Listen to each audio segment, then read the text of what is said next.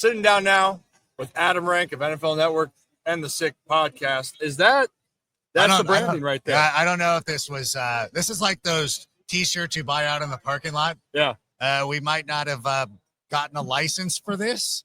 We might have just sewn this onto an H&M sweatshirt. But listen, it's representing the brand. Yeah. You got to be selling the brand. I saw Seth Rollins out here earlier today. We were talking, and he said, Adam, here's two things I want you to remember. And Seth says, number one, always represent the brand. And number two, never name drop me. So I said, okay. That's perfect. I said, okay, Seth Rollins, I'll be sure not to name drop you. Yeah, at for the all. rest of the Seth day. Rollins, your name is fine. I was waiting. Okay, you guys got it. Seth Rollins, don't worry. No Seth one knows Rollins, who I Seth am not name dropping you. So I'm keeping that between us. Between us, Seth Rollins. You know, also you're talking about with the shirts at the being from tailgates. Yeah. I have a shirt, which obviously the NFL licensed this, and Yeah. Lamar Jackson, and Star Wars. It was, and I have it at home. I should have brought it. It's Baby Yoda Yeah. wearing a Lamar Jackson I'm going to jersey. stop you right there. Grogu. Grogu. Sorry. Sorry. Well, at the time it said Baby Yoda. So I apologize. You know what? I'll be Every honest. Star Wars person, like, right, get him. Like, I got you. Okay, hey, you know what? I like my Star Wars, but I'll be honest. I don't know it to the point of that. So Right. It's fair. okay, great. Star Wars people, don't come after me, please. Don't do it. Please leave him We alone. We're actually- good. You know, this will be a follow-up question in one moment when I finish the story. But yeah, Baby or Grogu. Sorry, my bad. Almost messed it up again. In a Lamar Jackson jersey. Yes. And it said like Lamar for MVP in quotes. And I'm like, you know what? With the full imaging, I'm like, yeah. they're selling that all over Disney. You know what? I'll send you that one there. It's a beautiful I shirt. want that shirt I'll so bad. I will send. You know what? You don't have to send it to me. I'll send you a photo of it. If you Please want do. it. Yeah. Okay. You gotta keep that. That's Okay. that's an all timer. Follow up question to this, since we're keeping this easy to start. Yeah. Movie marathons, because Star Wars got brought up. We did a Right. poll the other day for our show, and it was, if you were on, the movie marathons that are on TV. Yeah. Our categories were Harry Potter, Lord of the Yeah. Rings, Star Wars, and Back to the Future was the other one. Oh. Is there anyone in that category or a other option that you think's the best movie marathon to have? The Star Wars trilogy. Well, gosh, there's so many movies now. Yeah, I've really become a person who just stops at those. Even though I've seen them hundreds of times and all that stuff, I have Disney Plus. Like, oh, Revenge of the Sith's on. Like, okay, I'll stop here. You're just gonna put it on. I still do it. Yeah, I still do it. Back to the Future is really good too. I think that one gets kind of overlooked when you talk about some of the great ones. Like it really hits home. A story. My mother loved those movies, and I don't know if you are old enough to remember this. When they came out in the movie theater, 2 and 3 were shown back to back in some theaters, and maybe it was just a Southern California thing. But yeah, so we sat in the theater, watched both of them back to back. It was a great experience. So Back to the Future always means something to me. Are you a Lord of the Rings guy at all? You know what? Harry Potter, Lord of the Rings, I just did not get into it. Okay. No problem to anybody who does it. Like, it's great. I am not, I don't have to be one of those people that has to announce that I don't watch those movies. Like, oh no, it's just not for me. But I feel like anybody who doesn't watch Star Wars has to announce it. Hey, I've never, like, we'll be having a discussion in a production meeting, and we'll make a reference like that. Hey, it's Grogu, not Baby Yoda, whatever. And then some producer will be like, I've never seen Star Wars. You're like, okay, great. That had nothing to do with the conversation here, but thank you for letting me. We now like, know. You're just they're so proud. They're weirdly proud of it. It's a weird badge of honor to carry with you of like, yeah, I've never seen. Okay, great. Like I'm happy for you. I feel like you're missing out, but whatever, you do you. I have never tried a baked Alaska, but I don't need to announce it. Well, you I just don't know did. I did. I Yeah, didn't. you just did. Dang Just it. like Seth Rollins. Seth Yes. Rollins here. If Seth Rollins heard me saying that, he'd be offended because he loves a good baked Alaska. What? Okay. That is his thing. Okay. Can you explain what that is? I have no idea. What it Okay, is. great. All I know is at the media party, they were serving it. And somebody walked up to me like, you tried to bake Alaska up there? And I'm like, you know what? I've made it a point in my life to never try the baked Alaska. And the guy's like, oh, okay. And he just wandered off. I'm like, no, I really don't. I'm like, I'm sorry. Yeah. This is, you know what? This is where I love where things go off the rails, and I don't know where it's. There's where it's so many starting things to we where it start about. begins. Like, how many times can we break down the game? Well, no. So okay. How So our many can biggest we break thing- it down? Well, I didn't bring. I didn't. Exactly. I didn't bring you on to break down the game. No Thank you. offense.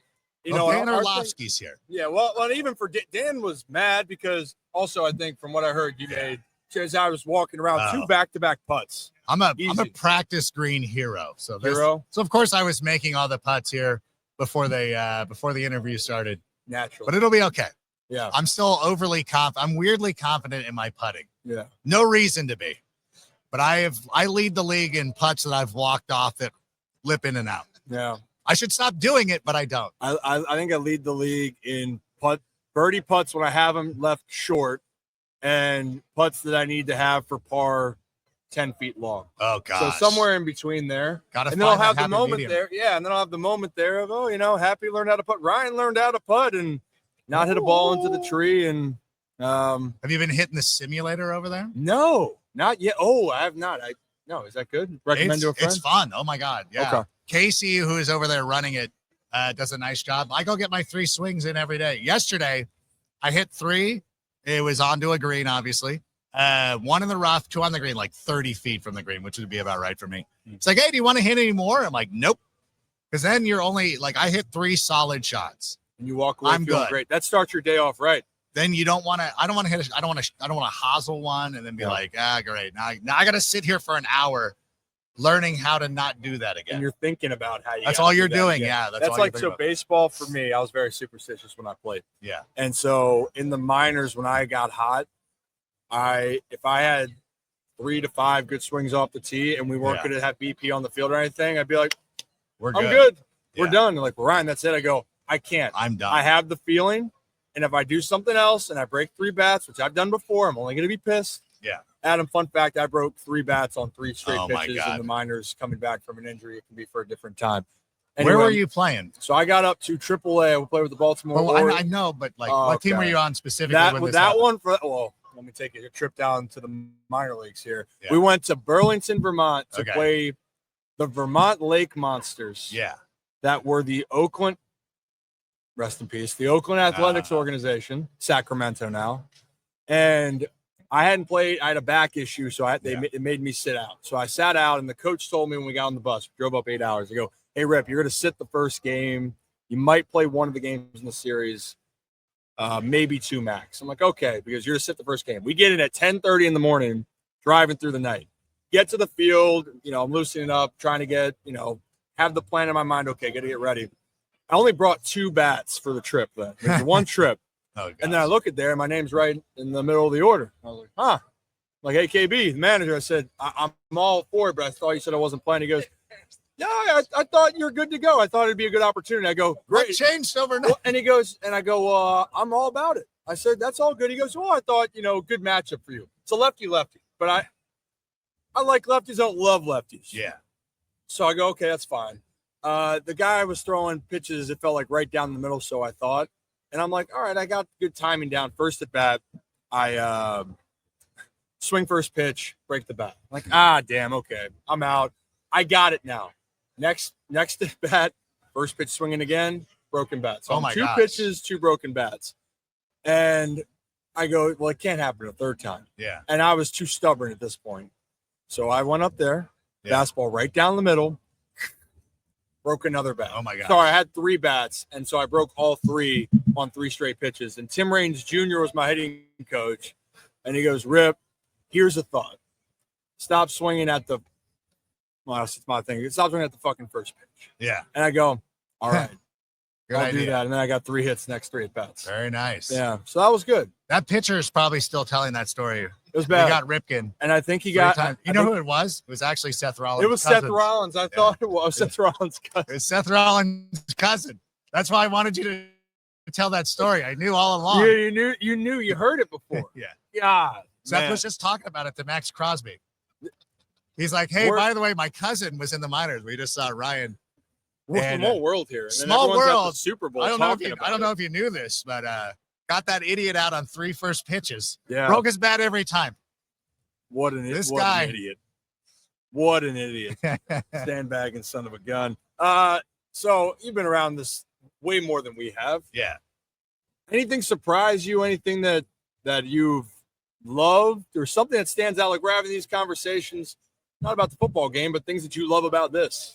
I just love the personalities that you see. Like Yeah. this really turned into a shit show. Like I think around Super Bowl 37, Yeah. where it just got too nuts and like the characters started to emerge at media day and everything. And I just want to go out. I think that people should embrace it. Yeah. I think you should just enjoy it. I think that, when you look at these type of things on Monday night, I was trying to get Travis Kelce to shout out my U10 girls soccer team. Like that was my thing that I was worried about. I don't care about the X's and O's or any of that stuff. I was actually mad at the real media that was there. Like, listen, I'm not going to show up at the Marriott on Thursday morning and be like, hey, Travis Kelce, shout out this thing. No, I saved it for Monday night. Appropriate time and place. You know what I'm saying? Yeah. I want that. So I think that if people come into these kind of events and they understand, like, when we're at Radio Row, it's just we're just goofing around. We're just having a good time. Yeah. It's a tailgate party, so to speak, and just enjoying it. And for me, who's been doing it for a long time, I still love it. I still want to come in and I want to do it. And I think you understand, like, you might not necessarily miss playing baseball, but you miss the camaraderie, No doubt, of everything. And I think that as you continue to do this for years, like hopefully 10 years from now, we'll be like, remember the first time we were in New Orleans and you kept name dropping Seth Rollins after he told you not to? Well, it'll be that kind of stuff. And it'll be a thing like we won't see each other for 360 days, but Jesus, when we see each other next year in San Francisco, like we're all like we went to college together. Exactly. And that's the best part of it. And it's really something that you can't describe unless you actually start going through it. And it'll end up being that way. We're now best friends. So we're best friends here. You are also best friends with our following because you're going to win them a game and got some money in the pot. But that's what really all is about. You hit the nail on the head for us. Every player that I've talked to, and even anyone in any sports, but you're right, it doesn't have to be sports for it. Yeah. When you go away from something in the group you're with constantly, or you're in a special environment, you miss the memories and the people in that environment more so than the results of whatever it is. Now, do I remember some of the bad results, like Seth Rollins' cousin up in it? Yeah, I know, in Vermont, it was tough. But do I remember even more after that game where then my coach is like, you probably need a drink. And I go, well, I'm way ahead of you, and I'm already out at the bars. And we had this team bonding, and then we're sitting a little bit too much. And we're sitting on the back of the left field wall, lying down.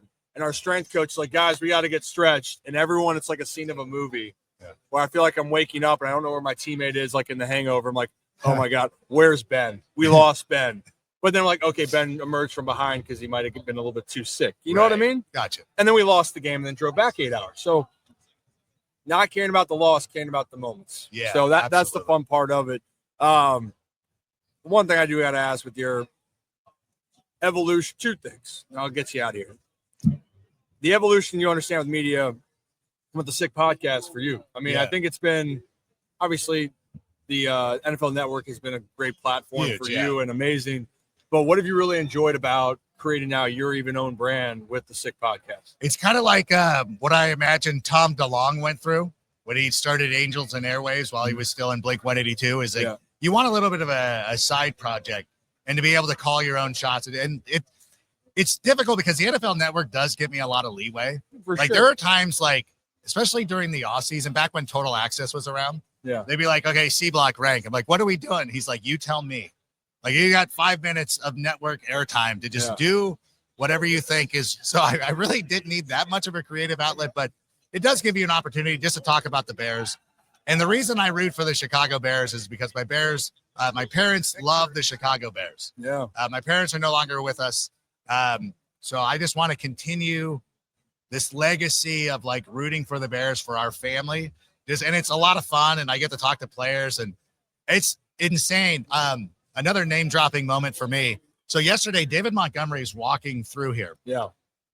So the first time I ever met David Montgomery at Hallis Hall, he's like, hey, I always wanted to meet you. I'm like, what? I'm like, me?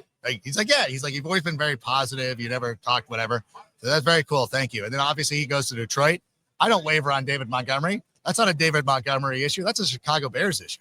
I'm still down with David Montgomery. So yesterday he's walking through, and you understand trying to grab an interview. It's easier for you.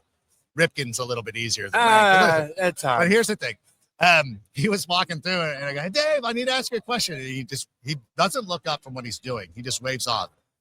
I'm like, David, can you just look at me for a second? And he looks up and he goes, oh, God, yeah. And he stops his entourage. If you watch my videos, a lot of them are walk and talks. Like DJ Moore and Roma Dunze do not stop for me because we're walking. David Montgomery stops everybody, stops the PR flack that he's with and goes, I have to talk to Adam. Hold on. This Awesome. isn't going to be long. And so like, that was just like a cool moment. So like having the podcast, because they really don't bring their fantasy people here too.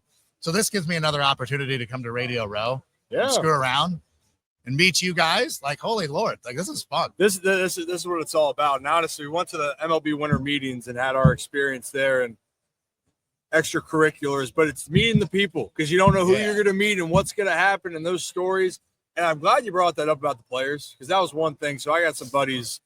So Chicago White Sox, one of my best friends, no longer a White Sox, but Gavin Sheets was on the team for the last 3 years. And so Gavin's a Baltimore guy, and everyone would go, wait, Ryan, you're going to root for Gavin when he plays the Orioles? I go, hell yeah. And they go, what if he takes Grayson deep? Then I'm going to be cheering loud. He goes, I hope he hits 3 jacks. I hope those win the game, and I hope Grayson then shoves the rest of the day. Yeah. But if my boy goes and does his thing, I'm happy. Yeah. And also it's a business, and when you get to the NFL too, it's just like for David, that was a business decision. The Bears were like, hey, we don't have that same value for you. Detroit's like, hey, we think you're pretty damn good. Pretty damn good. Do you have faith with Chicago? I really do. I know that we say this every time that there's a roster reset. This is really it. This is it. But you know what? We were talking to Ben Johnson's agent, and he mentioned, like, listen, I've done a lot of these contracts. The Bears are actually the competent organization now. If you look at the dysfunction of this coaching carousel, like whatever they were doing down in Jacksonville, hiding Liam Cohen in a closet like he was some co-ed caught in the Alpha Phi sorority house upstairs. Like, I don't know what's going on with that. The Dallas Cowboys, there's like, who is the offensive coordinator? Okay, fine, he's hired. The Saints haven't officially hired their guy yet. The Bears look like the competent organization, and never in my life have you said that about the Chicago Bears. So I feel like we should have a little bit of faith in this. Yeah, keep a little faith. The only thing it's going to be, I love Ben Johnson. I think that the football mind, I'm excited. I know he's having a little fun at the press conference, like beating the Packers. Hopefully that doesn't. No. He did. He called out LaFleur specifically. Not the Packers. LaFleur. Called out the man. Called out the man, the myth, the legend. Well, they have had a good track record. Until the final game in Green Bay this year. There we go. A game that kind of mattered, didn't matter, but it matters. Yeah. I want to see good things for Chicago, man. I went to the Ravens-Bears game. My sister and I try to go to road games all the time. It's an amazing atmosphere. I hope the best for Caleb. The talent's in there. Yeah. Pressure's all there. No more excuses. No more excuses. You have your support system. You have the coaching staff. Everything to be successful. If it doesn't happen, it's on him. Man, well, we'll see what happens. I think that's all I got. Anything else you want to? I just want to. I just want to. No. I just want to thank you for hanging out. I feel like I've interrupted you too much. Do you get that sense? Like the Grogu thing. Like, stop being the pretentious Star Wars thing. Rather. That's been rent free in my head ever since I did it. Well, that's what makes this fantastic. Is Torrey Smith was on earlier, and we know Torrey for a while, and Torrey was just roasting oysters about like, I hate regular, because he loves the char grill. Let me preface this. He loves char grilled oysters down here. Hates regular oysters. And I'm like, oh, Torrey, like oysters are great. And he goes, what? You're gonna have that plain with no sauce? I go, yeah. I said, I also have a plain hot dog. And he's like, oh my God. He goes, too many things. Now we went too far. No, time out. Whoa. People, okay, I like a plain dog. There's a whole other story. No wonder you and Orlovsky get along. Yeah. Hey, who can have the worst food take? That's your next segment. When he comes back, have a worse food. He's like, I just like tortilla chips, no salsa. Oh, there's a lot of things he does, but you know what? Maybe we'll save this for a different time. And your facial expression, I'm curious what will be after this. When I was a kid, my mom had to cut the skin off of the hot dogs for me to eat it. I'm honest. I think Adam and I were friends now, so I think we're amongst friends. You're not going to change my opinion. It's okay. The only people we're locked in now. Yeah, the only people that know this are you guys, Adam, and Seth Rollins. Other than that, Seth Rollins' cousin knows this too. Well, I think that's why he had such confidence against you. Yeah, you're like, oh, this guy had his mom cut the skin off a hot dog. I'm going to break his back now. Yeah. Well, Adam, appreciate you, man. Everyone, check out the Sick Podcast, Thank you. NFL Network, and I'll be bothering you soon. I All hope right? so. Good. We're boys now. We're this boys. is fucking great. Appreciate you, Adam. Thank you Thank so much.